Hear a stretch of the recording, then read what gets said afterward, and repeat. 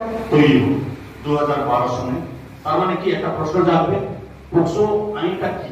পোক্সো আইন হচ্ছে যে কোনো 18 বছরের নিচে যে থাকে তাদেরকে আমরা মানে মাইনর হিসাবে ট্রিট করি, চাইল্ড হিসাবে ট্রিট করি, এবং তাদের উপরে যে কোনো সেক্সুয়াল অ্যাসল্ট, যে কোনো ধরনের যৌন নির্যাতন হলে এই আইনের পরিধিতে আসবে।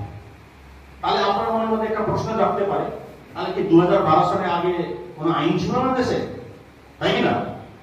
লাস্ট বেঞ্চ, তাই তো?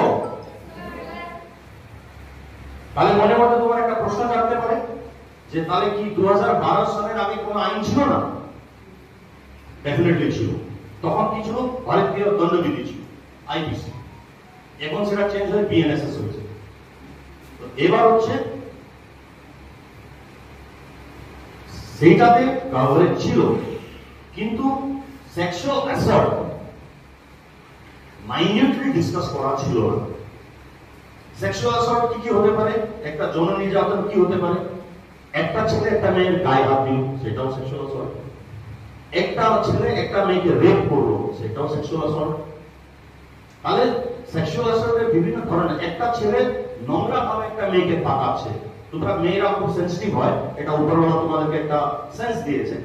একটা মেয়ে কিন্তু বলতে পারে একটা ছেলে আমাকে কি চিন্তা করে তাকাচ্ছে, সেই অবজারভেশন পাওয়ার ছেলেদের কাছে নেই, কিন্তু মেয়েদের কাছে আছে।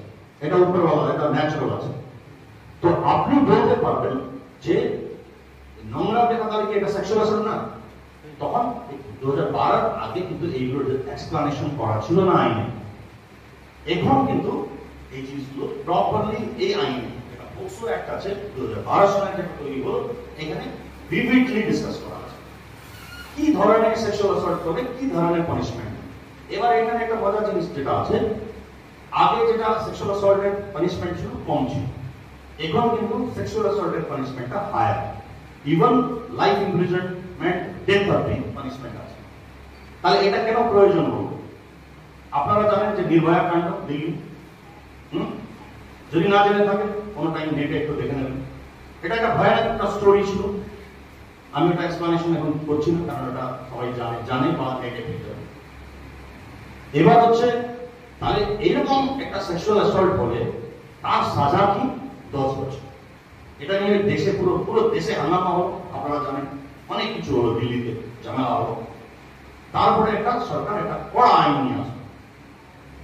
এটা নিয়ে আসার উদ্দেশ্য একটাই আছে, যাতে আমরা তাদেরকে সুরক্ষা দিতে পারি, তাদেরকে আমরা একটা দৃষ্টান্তমূলক শাস্তি দিতে পারি যারা